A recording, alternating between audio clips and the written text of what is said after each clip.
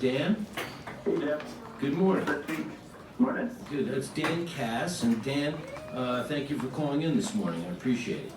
Yeah, thanks for having me. Sure. Let me give you. You can make the corrections. You're the leader. I don't know if you're the president, director, the grand poobah, whatever your title is.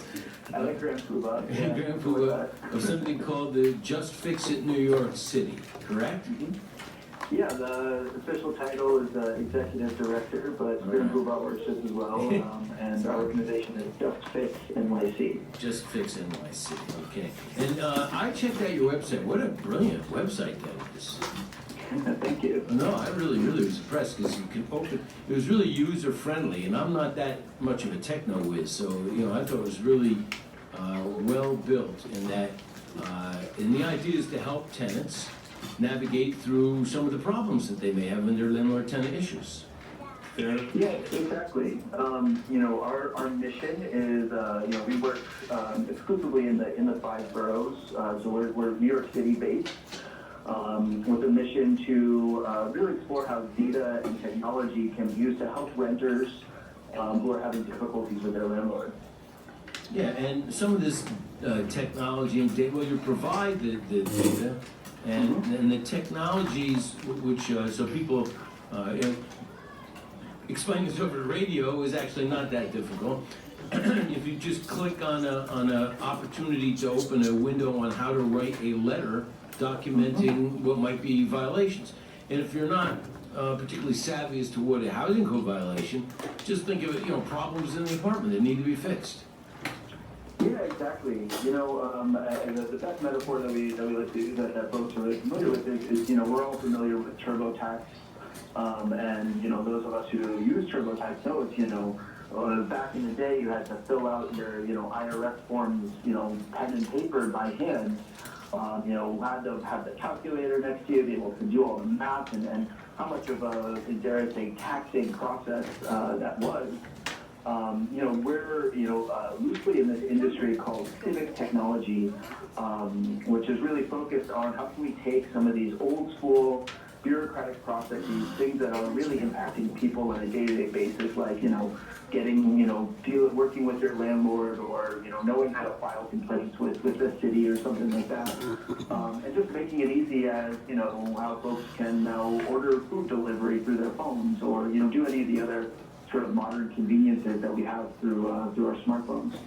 Well, when I hear you talk about the old-fashioned technology, I'm wondering whether I even caught up to the old-fashioned technology some of the times. But I manage, and there's I presume millions of renters in the borough, over 1 million, I presume.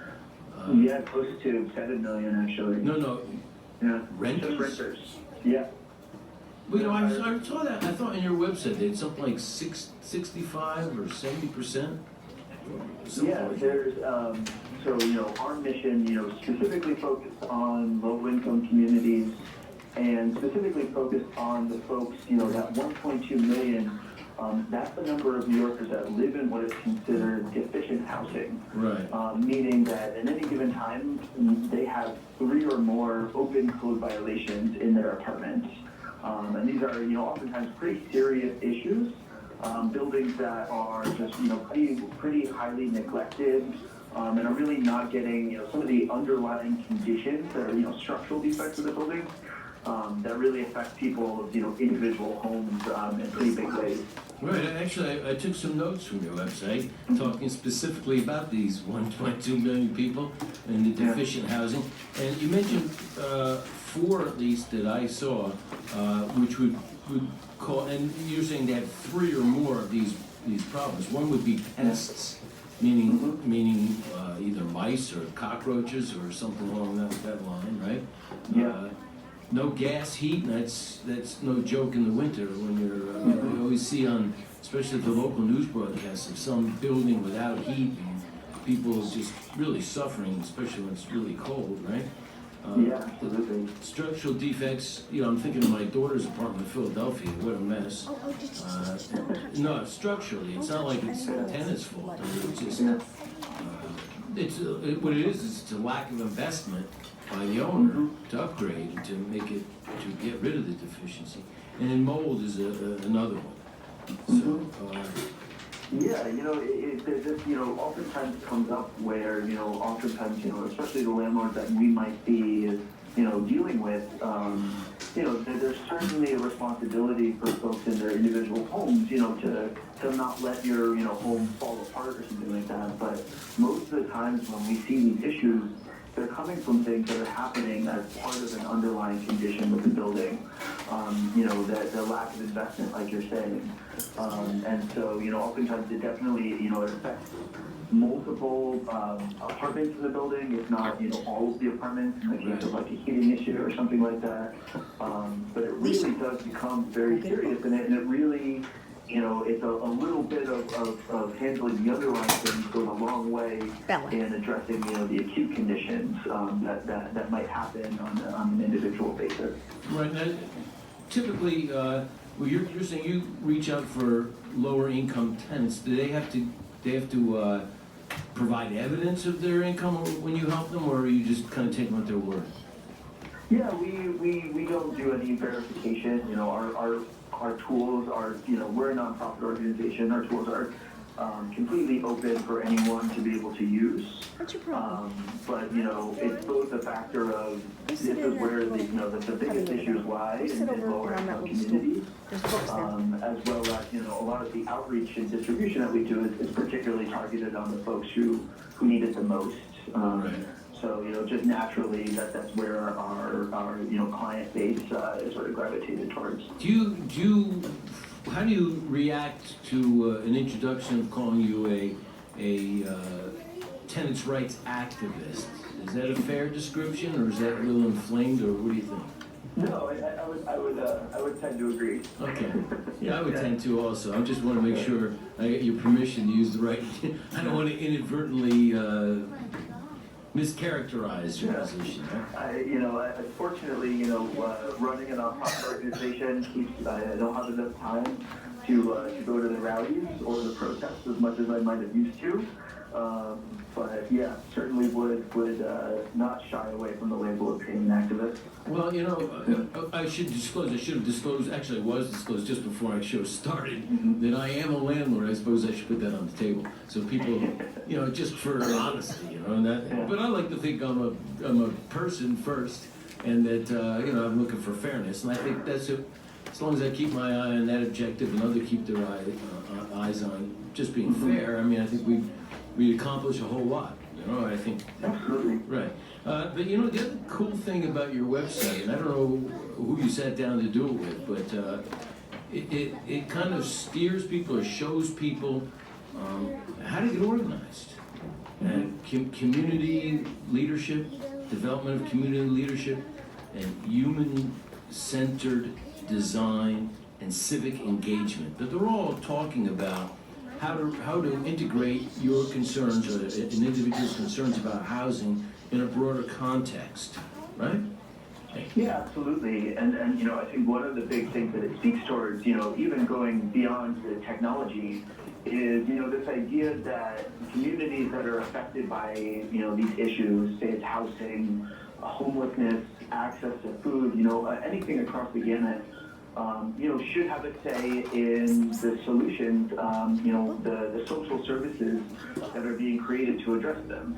In a true democracy, especially recognizing a lot of the difficulties that folks are facing in today's society, and especially in more urban areas, just making sure that those folks really have a voice in these processes.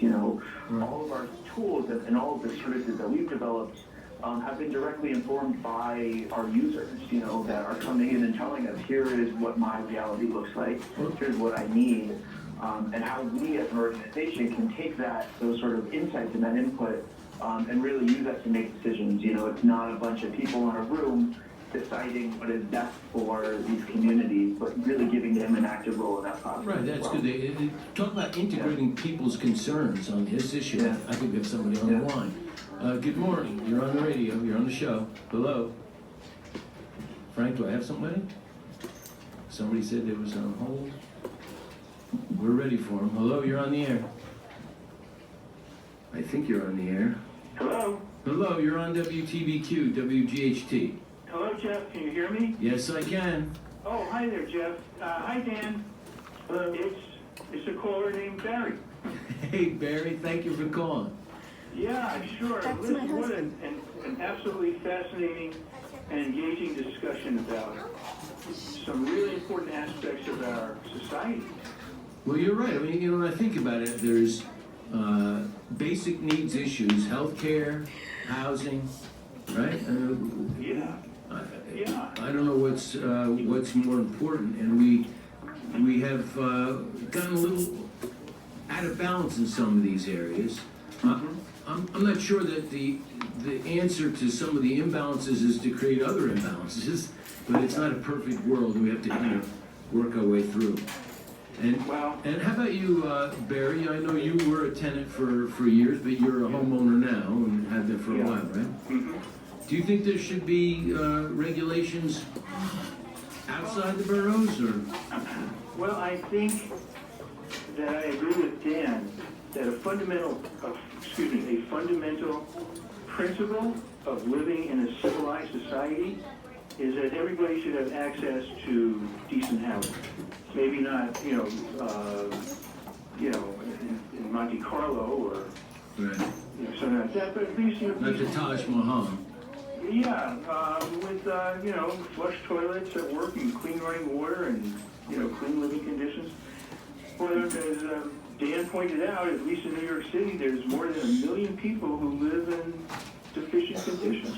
There's something unjust about that. Yeah, I agree. I mean, I think when you have particularly if it's a corporate landlord, right? I'm not talking about a guy that owns a brownstone with a tenant in the basement or on the first floor, something like that. But if you're one of these big corporations that owns, and Dan, you can correct me, I don't know what the percentages are, but there's groups there that own literally thousands of units. Yeah, I mean, there's two sort of major trends that happened, again, not just in New York, but in cities and towns across New York State, across the country, and even across the world. Two major things, particularly less access to homeownership, particularly for younger generations, is further and further away. The phrase that folks use is saying that we're becoming a renter nation, where the percentage of folks who are renting properties is only getting higher, and mortgage rates are becoming more and more unattainable. Think about millennials who are increasingly burdened with student loan obligations. Right. Immediately out of college, the idea of getting a mortgage in your early to mid 20s and settling down in a home is not something that is really thought about in a way that as it once was.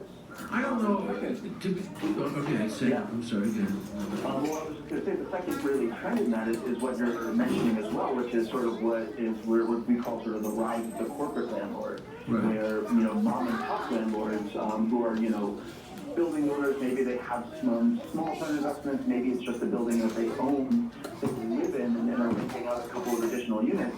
That's increasingly more and more difficult to see as we have larger multinational companies, and even in New York we deal with a lot of international companies that own and maintain thousands upon thousands of units across over hundreds of individual buildings. Right. And those are really the landlords where we see some of the biggest difficulties that tenants face. Barry, you're still with us, right? Yes, I am. When do you become a homeowner?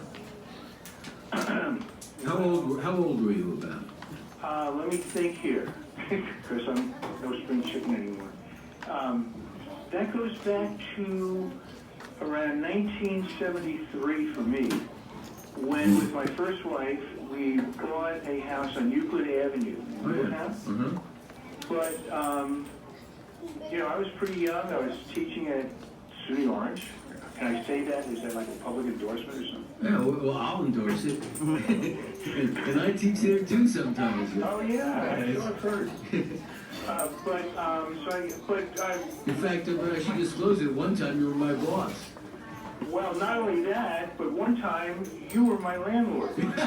That's true. Well, actually, my dad was. You're your dad. Yeah, mom and dad, right? And I wanted to just say that we had no problems whatsoever. Thank you. Using your program. But anyway, no, my son, Dan is right. What a sea change in generations as far as ownership of property and homes. You know, I think the house I bought on Euclid Avenue was maybe, I'm not sure, $30,000 at the time. Yeah, well, dinosaurs weren't walking then, but mastodons may have been, right? That long ago. And I'll tell you, Dan, you said something I'm reacting to. I might as well man up a little bit over here, right? I don't know that home ownership or incentives for home ownership for people in their young 20s is something that I'm rallying behind. I look at it a little bit differently. If you're a young couple, 40, 38, that to me is there's no magic time, and everybody's an individual, but you've had enough life experience to kind of know the seriousness of the contract of a mortgage and have the responsibility of living up to it. I find that some people, particularly young people, don't even know how to be good tenants. Mm-hmm. There needs to be education on people like on paying on time. Or what I really liked about your website, which is really helpful to people, how to responsibly report defects. I find some tenants that I deal with are hesitant or afraid. They're embarrassed to report something because they'll find out that they're not the great housekeeper or something like that, or whatever's on their mind. From my perspective, I want the tenant to tell me about problems because usually the faster you find out about a problem, the less expensive it is to fix. Mm-hmm. Yeah, no, I don't disagree. Certainly in the landlord-tenant dynamic, there are responsibilities that the tenants face. And, I think this change in, going from, increased, home ownership to renters, there's also social and cultural changes that have happened, where millennials are not as interested in moving to the suburbs, right. as in previous generations. Folks are moving towards the cities. In many ways, there are, those are some, social and cultural things, but also largely economic differences in that, cities are where the jobs are, where you can make money. It's also where Aaliyah. I think really looking at the structural side, go get a book. we're really, Go get a book. if you zoom out to the big picture, it does, And put the water bottle away. Renter means you have less Water wealth, bottle. you have less access, you have less access to, getting, further loans or home equity. As a general rule.